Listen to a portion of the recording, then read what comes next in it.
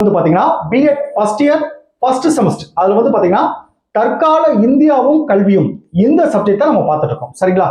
இந்த சப்ஜெக்ட்ல யூனிட் 2 நம்ம பார்த்துட்டு இருக்கோம்.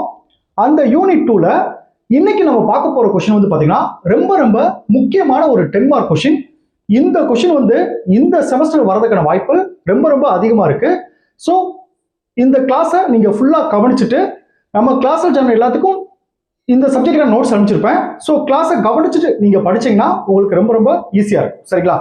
இப்போ அது என்ன கொஸ்டின், அதை கிளாஸ் எடுக்கிறதுக்கு முன்னாடி நம்மளுடைய இந்த BEd first year first semester கிளாஸ்ல புதுசா ஜாயின் பண்றதுக்கு நிறைய பேர் கால் பண்றீங்க. நீங்க எப்படி ஜாயின் பண்ணணும்னா என்னுடைய மொபைல் நம்பர் 9159084262 இந்த நம்பருக்கு நீங்க கால் பண்ணுங்க. நம்மளுடைய கிளாஸ்ல நீங்க எப்படி ஜாயின் பண்ண சொல்லி நான் உங்களுக்கு டீட்டெயிலா சொல்லிடுவேன்.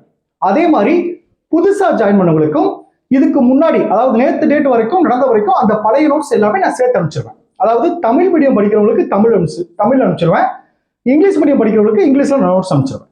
ஸோ ஜாயின் பண்ண விருப்பப்படுறவங்க என்னுடைய மொபைல் நம்பருக்கு கால் பண்ணி டீட்டெயிலா கேட்டு நீங்க ஜாயின் பண்ணிக்கலாம். சரிங்களா? ஓகே, இன்னைக்கு செகண்ட் யூனிட்ல தற்கால இந்தியாவும் கல்வியில என்ன கொஸ்டின் நம்ம பார்க்க போறோம் அப்படின்னு பாத்தீங்கன்னா, கல்வி என்னும் பாடத்துறை தத்துவம், உளவியல், சமூகவியல், மானுடவியல், அரசியல், வரலாறு ஆகிய பாடத்துறைகளுடன் கொண்டுள்ள பல்துறை பாடத்தொடர்பு தன்மை. இந்த கேள்வி படிக்கும் போதேவும் எதுவுமே புரியாத மாதிரியே இருக்கும். சரிங்களா? ஆனா இப்ப நீங்க கிளாஸை கவனிச்சிட்டீங்கன்னா இது வந்து ஈஸியா புரிஞ்சிடும். ஃபர்ஸ்ட் இதோடைய அடிப்படையை சிம்பிளா நான் சொல்றேன் பாருங்க. இந்த கேள்வியை நல்லா கவனிங்க. இப்ப இந்த கல்வி அப்படின்றத எடுத்துருங்க. இந்த பல்துறை பாட தொடர்பு தன்மை இந்த ரெண்டு வாக்கியத்தை மட்டும் மைண்ட்ல வச்சுக்கோங்க. நல்லா கவனிச்சிட்டீங்களா? இந்த கல்வி அப்படின்றத எடுத்துருங்க, பல்துறை பாடப்பொருள் தன்மை இந்த ரெண்டு விஷயம் மட்டும் என்ன சொல்றேன். அதாவது கல்வினா என்ன, இந்த பல்துறை பாடத்தொடர்பு தன்மைனா என்ன, இதை புரிஞ்சுக்கிட்டா தான் இந்த கேள்வி ஃபுல்லா புரியும். சரிங்களா? ஃபர்ஸ்ட் பல்துறை பாடத்தொடர்பு தன்மை. அது என்ன சார் பல்துறை பாட தொடர்பு தன்மை அப்படின்னா, ஆல்ரெடி இதே சப்ஜெக்ட்ல கிளாஸ் எடுத்திருக்கேன். பல்வகைமை அப்படின்ற ஒரு கிளாஸ் எடுத்திருக்கேன். அதாவது நம்ம இந்தியா எடுத்துட்டீங்கன்னா பல மொழி பேசுறவங்க இருக்காங்க, பல மாநிலத்தை சேர்ந்தவர் இருக்காங்க, பல மதத்தை சேர்ந்தவர்கள் இருக்காங்க, பல ஜாதிகள் சேர்ந்தவர்கள் இருக்காங்க, பழங்குடியின மக்கள் இருக்காங்க. இது எல்லாம் சேர்ந்தது தானே எல்லாரும் ஒத்துமையா இருக்கணும் தானே இந்த பல்வகைமை. இதெல்லாம் சேர்ந்தது தானே பல்வகைமை நான் சொன்னேன். அதே மாதிரி பாருங்க, பல்துறை பாடத்துறைனா பல்துறைனா நிறைய துறைகள் சேர்ந்தது. ஃபார் எக்ஸாம்பிள் சொல்லணும்னா இப்ப இந்தியா எடுத்துட்டீங்கன்னா ஐடி செக்டார் இருக்கு, மெடிக்கல் செக்டார் இருக்கு, ஆட்டோமொபைல் செக்டார் இருக்கு. இந்த எல்லா செக்டாரும் சேர்ந்து நல்லா வளர்ந்ததானே நம்ம இந்திய பொருளாதார வளர்ச்சி அடையும். சரிங்களா? அப்ப எல்லா டிபார்ட்மெண்ட் எல்லா துறையும் சேர்ந்து வளரணும். இது வந்து தொழில் சார்ந்து சொல்லுவாங்க. இப்ப கல்வியில அதே மாதிரி எடுத்துக்கிட்டீங்கன்னா ஒரே ஒரு பாடத்துறை மட்டும் நம்ம டெவலப் பண்ணோம்னா நம்ம இந்தியா வந்து முன்னேறுமா? ஒரு பாடத்துறை மட்டும் எல்லா துறைகளிலும் சிறந்து வழங்க வேண்டும். அப்படி என்னென்ன துறைகள் இருக்கு, அந்த துறைகள்ல கல்வியோட என்ன தொடர்பு இருக்கு அப்படின்றத நீங்க பார்க்க வரோம். நல்லா புரிஞ்சுட்டீங்களா? இப்ப பாருங்க, இப்ப இந்த கேள்வியை படிக்கிற பாருங்க உங்களுக்கு ஈஸியா புரியும். கல்வி என்னும் பாடத்துறை, கல்வி ஒரு டிபார்ட்மெண்ட். சரி, ரைட்டு. அந்த பல்துறைனா என்னென்ன துறைகள் இருக்கு? தத்துவத்துறை, உளவியல் துறை, சமூகவியல் துறை, மானுடவியல் துறை, அரசியல் துறை, வரலாறு துறை. இது எல்லாத்துக்கும் கல்வியோட என்ன தொடர்பு இருக்கு அப்படின்றதா இந்த கேள்வி நம்ம பார்ப்போம். சரிங்களா? இப்போ உங்களுக்கு புரிஞ்சுச்சா? அந்த கேள்வி புரிஞ்சுச்சா? இப்போ ஃபர்ஸ்ட் பல்துறை பாடத்தொடர்பு தன்மை என்ன அதை ஃபர்ஸ்ட் பார்ப்போம். பாருங்க, பல்துறை பாடத்தொடர்பு தன்மை என்பதன் பொருள். பல்துறை பாடத்தொடர்பு தன்மை என்பது பாருங்க நல்லா கவனிச்சுங்க, இல்லைன்னா புரியாது. நீங்க புக்ஸை டைரக்டா படிக்கிறப்போ உங்களுக்கு புரியாது. நான் வைத்து எல்லாமே பாயிண்ட் வைஸா கன்வெர்ட் பண்ணி இந்த மாதிரி முக்கியமான விஷயத்துல பாக்ஸ் போட்டு கொடுத்துருப்பேன். அது உங்களுக்கு எக்ஸாம் நல்ல மார்க் எடுக்கிறதுக்கு உங்களுக்கு ரொம்ப உதவியா இருக்கும். இப்ப பாருங்க, தீர்வு காண முற்படும் பிரச்சனைகளுக்கு ஒரு குறிப்பிட்ட பாடத்துறை அறிவை மட்டுமே பயன்படுத்துவது போதாது. பாத்தீங்களா? எதிர்காலத்துல எந்தெந்த துறை வளர்ச்சி அடையும், எந்தெந்த துறையெல்லாம் டெவலப் ஆயிருக்கு, அதுக்கேற்ற மாதிரி நம்மளும் சேர்ந்து முன்னேறணும். இப்ப பாருங்க, ஏஐ வளர்ந்துட்டே வருது. அந்த ஏஐல எந்த மாதிரி டெவலப் பண்ணணும், அதுல கல்வி எப்படி கொண்டு வரணும், இந்த மாதிரி தான் ஏதாவது ஒரு துறையில அதாவது சொல்றாங்க பாருங்க, தீர்வு காண முற்படும் பிரச்சனைகளுக்கு ஒரு குறிப்பிட்ட பாடத்துறை அறிவை மட்டும் பயன்படுத்துவது போதாது. ஒரு குறிப்பிட்ட பாடத்துறை அறிவை மட்டும் பயன்படுத்துவது போதாது. போதாது என்ற நிலையில் தொடர்புடைய அதனோடு தொடர்புடைய பாடத்துறைகளது அறிவு மற்றும் வழிமுறைகளை ஒருங்கிணைத்து பயன்படுத்தல் வேண்டும். இதைத்தான் பல்துறை பாடப்புணர்வு தன்மை என்று சொல்றாங்க. உங்களுக்கு புரிஞ்சிச்சா? அடுத்து பாருங்க, கல்வி அப்படின்னா சரி பல்துறை பாடப்புணர்வு தன்மை எனக்கு தெரிஞ்சிச்சு. கல்வி என்னன்னு தெரியல. கல்வி என்பது பாத்தீங்கன்னா மனிதனிடம் பிறவியிலேயே அமைந்திருக்கும் ஆற்றல்களை, நம்ம மனிதனிடம் பிறவியிலே அமைந்திருக்கும் ஆற்றல்களை இயல்பாக இசைவாக படிப்படியாக முன்னேற்றமடைய செய்வதே கல்வியாகும். மனிதர்கள் வந்து படிப்படியா முன்னேற்றம் செய்வதுதான் கல்வியாகும்.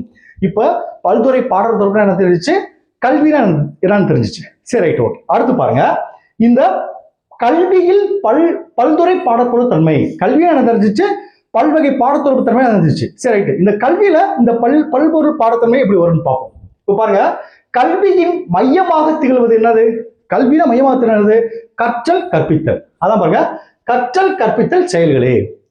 இக்கல்வி செயல்களை பற்றி, அதாவது இந்த கற்றல் கற்பித்தல் செயல்களை பற்றி முழுமையாக அறிந்து கொள்ள, இதை முழுமையா அறிந்து கொள்ளணும்னா என்ன செய்யணும் அப்படின்னு பாத்தீங்கன்னா, பாருங்க, எவற்றை கற்பிக்க வேண்டும் என்பதை தீர்மானிக்க வேண்டும். எதை கற்றுக் கொடுக்கணும், அடுத்து கற்க வேண்டியவற்றை எப்படி கற்க வேண்டும், அடுத்து எந்த சூழ்நிலையில் கற்பிக்க வேண்டும் என்பவற்றை நன்கு புரிந்து கொள்வது அவசியமாகிறது. அப்ப கல்வி பல்துறை பாடத்தொடர்பு, இந்த பல்துறை பாடத்தொடர்பு எல்லாத்தையும் நம்ம கற்றுக்கணும் அப்படின்றத இதில் சொல்ல வராங்க. அடுத்து பாருங்க, முக்கியமான பாக்ஸ் சொல்லுறாங்க, கல்வி செயல்கள் எவ்வாறு மாற்றமடைந்து வந்துள்ளன. பாருங்க, கல்வி செயல்கள் மாற்றமடைந்தே வந்துருக்கு. இப்ப கொரோனா எடுத்துங்க, கொரோனாவுக்கு முன்னாடி வரைக்கும் நமக்கு ஆன்லைன் கிளாஸ்லாம் அவ்வளோ ஒரு எங்கேயுமே மோஸ்ட்லி நடக்காத விஷயமா இருந்துச்சு. ஆனா கொரோனாக்கு பிறகு பாருங்க, ஆன்லைன் கிளாஸ் பத்தின முக்கியத்துவம் மக்களிடையே வர ஆரம்பிச்சிருச்சு. சரிங்களா? அதுதான் மாற்றமடைந்துட்டே வருது. அதான் சொல்றாங்க, கல்வி செயல்கள் எவ்வாறு மாற்றமடைந்து வந்துள்ளன என்பதையும் கல்வி செயல்களில் தாக்கம் ஏற்படுத்தும் பிற காரணிகளை அறிவதும் கூட அவற்றை இன்றைய தேவைக்கு ஏற்ப மாற்றி அமைத்திட உதவுகிறது. இன்னைக்கு எங்க கிளாஸ் இருந்தாலும் சரி, வீட்டுல இருந்தே பாக்குறோம். அப்போ அதுக்கு தேவைக்கு ஏற்ற மாதிரி மாற்றி அமைத்திட தேவைப்படுது. அப்படி மாற்றி அமைக்க என்ன தெரியணும், எல்லா துறைகளிலும் பல்துறை பாடத்தொடர்புலையும் தெரிஞ்சுக்கணும் அப்படின்றதா இது. சரிங்களா? அடுத்து பாருங்க, இவ்வகையில் கல்வி செயல்களோடு பிற பாடத்துறைகளான, இந்த கல்வி செயலோடு என்னென்ன பாடத்துறைகள்லாம் சொல்றாங்க பாத்தீங்கன்னா, கிட்டத்தட்ட ஒரு 6 பாடத்துறைகள் சொல்றாங்க. இந்த கேள்வி ரொம்ப பெருசா இருக்கும். இதை மொத்தமா இந்த 6 துறைகளையும் கேட்க மாட்டாங்க. இந்த 6 துறைகள் ஏதாவது 2, 3 தான் கேட்பாங்க. மொத்தமா 6ம் கேட்க மாட்டாங்க. இதுல என்னென்ன துறைகள் இருக்கு பாருங்க, தத்துவம், உளவியல். இப்ப பாருங்க, இப்ப ஃபர்ஸ்ட் செமஸ்டர்ல பாருங்க, கல்வி உளவியலும் கொடுத்துருக்காங்க. கல்வியானது கற்றல் கற்பித்தல். சரிங்களா? அதுல இந்த உளவியல் எப்படி, சைக்காலஜி எப்படி பயன்படுத்தணும், மாணவர்கள் எப்படி மோட்டிவ் பண்ணணும், மாணவர்கள் எப்படி கிளாஸை ஃபுல்லா கவனிக்க வைக்கணும், இதெல்லாம் கிளாஸ் ஆல்ரெடி நடத்திருக்கேன். சரிங்களா? எப்படி அந்த பாருங்க, கல்வியில உளவியல கொண்டு வரோம் பாத்தீங்களா? ஏன்னா உளவியலும் சேர்ந்தது தான் மாணவர்கள் வந்து சிறப்பா அவன் வந்து கத்துக்க முடியும். சரிங்களா? அது சொல்ல பாருங்க, தத்துவம், உளவியல், சமூகவியல், மானுடவியல், அரசியல், வரலாறு, இந்த 6 விஷயம் இருக்கு. நான் மறுபடியும் சொல்லிட்டேன், இந்த 6 மொத்தமா சேர்ந்து 10 மார்க் கேட்க மாட்டாங்க. இதுல இருந்து ஏதாவது 3 கேட்பாங்க. எப்படி சார் கேட்பாங்க அப்படின்னு பாத்தீங்கன்னா, கல்விக்கும் தத்துவம் உளவியலுக்கும் உள்ள தொடர்பை விவரி அப்படி கேட்பாங்க. அப்படி இல்லைன்னா கல்விக்கும் சமூகவியல், மானுடவியல், அரசியலுக்கும் உள்ள தொடர்பை விவரி இப்படி கேட்பாங்க. சரிங்களா? ஃபர்ஸ்ட் பாருங்க, தத்துவம். நீங்க நினைக்கலாம், சார் தத்துவத்துக்கும் கல்விக்கும் என்ன சார் தொடர்பு இருக்கு? நம்ம இயற்கையா பேசுறப்ப சொல்லுவோம், தத்துவமா பேசுறேன்னா சொல்லுவோம். தத்துவம் என்பது வாழ்க்கையோட உண்மை சமூகங்களை ஒட்டி இருக்கும். நீங்க வேணா பாருங்க, தத்துவ அறிஞர்கள் எல்லாமே வந்து பாருங்க கல்வி அறிவு பெற்றவர்களா இருப்பாங்க, கல்வியோட தொடர்புடையவர்களா தான் இருப்பாங்க. அப்ப இங்க வந்து தத்துவம் அப்படின்னா என்னன்னு தெரிஞ்சா தான் நமக்கு தெரியும். இப்ப பாருங்க, தத்துவம்க்கும் கல்விக்கும் இடையேயான நெருக்கமான தொடர்பு, அதாவது இதுல முதல்ல பார்க்க போறோம். ஃபர்ஸ்ட் பாருங்க, தத்துவம்னா என்ன? தத்துவம் என்பது உலகத்தை பற்றியும் நம்மிடம் இருப்பதை பற்றியும், நாம் ஏன் இருக்கிறோம், எப்படி வாழ வேண்டும் என்பது பற்றியும் ஆழமாகவும் கேள்விகளை எழுப்பியும் காரண காரியங்களுடன் ஆய்வு செய்யும் ஒரு அறிவுத்துறையாகும். தத்துவத்தை ஈஸியா எடுத்துக்கூடாது, தத்துவன்றது ஒரு அறிவுத்துறையாகும் சொல்றாங்க. சரிங்களா? ஓகே சார், இப்ப தத்துவம்னா என்ன சொல்லியாச்சு. இந்த தத்துவத்துக்கும் கல்விக்கும் உள்ள தொடர்பு அப்படி பாத்தீங்கன்னா ஒரு 4 பாயிண்ட் இருக்கு. சரிங்களா? இன்னைக்கு இந்த 4 பாயிண்ட் மட்டும் நான் சொல்லிடுறேன். அடுத்த கிளாஸ்ல இருந்து ஒவ்வொன்றா உங்களுக்கு எக்ஸ்பிளைன் பண்ணி இந்த 6ஐயும் நான் விவரிச்சிடுறேன். சரிங்களா? நீங்க கிளாஸை கவனிச்சாவே ஓனாவே எழுதிடலாம். சரிங்களா? இப்ப பாருங்க, இந்த 6 விஷயம் இருக்கு பாருங்க. கல்வி செயல்முறைகளின் குறிக்கோள்களை தீர்மானிப்பதே தத்துவம் தான். கல்வி செயல்முறையுடைய குறிக்கோள்களை தீர்மானிப்பதே தத்துவம் தான் சொல்றாங்க. 2 பாருங்க, கல்வியே தத்துவ நெறிமுறைகளை பரப்பும் சாதனமாக அமைந்துள்ளது. தத்துவ நெறிமுறை எதன் மூலம் பரப்ப முடியும்? கல்வி மூலமா தான் பரப்ப முடியும். 3 பாருங்க, உலகின் பிரபல தத்துவ அறிஞர்கள் யாவரும், இதான் முக்கியமானது, உலகில் உள்ள பிரபல தத்துவ அறிஞர்கள் யாவரும் கல்வியாளர்களாகவே உள்ளனர். அடுத்த 4வது பாருங்க, கல்வியின் முக்கிய குறிக்கோள்களை தத்துவமே மறைமுகமாக தீர்மானிக்கிறது. சரிங்களா? இப்ப இந்த கிளாஸ்ல வந்து கல்வி நான் சொல்லிட்டேன், பல்துறை பாடத்தொடர்பு தன்மை நான் சொல்லிட்டேன். சரி, கல்வியில என்னென்ன துறைகள் இருக்கு? 6 துறைகள் இருக்குன்னு சொல்லிட்டேன். அதுல ஃபர்ஸ்ட் துறையில வந்து இந்த தத்துவன்ற துறையில இன்ட்ரோடக்ஷன் மட்டும் தான் இப்ப கொடுத்துருக்கேன். சரிங்களா? இந்த பேலன்ஸ் எல்லாம் நம்ம அடுத்த கிளாஸ்ல பார்ப்போம். Okay, thank you students. நம்ம நெக்ஸ்ட் கிளாஸ்ல பார்ப்போம்.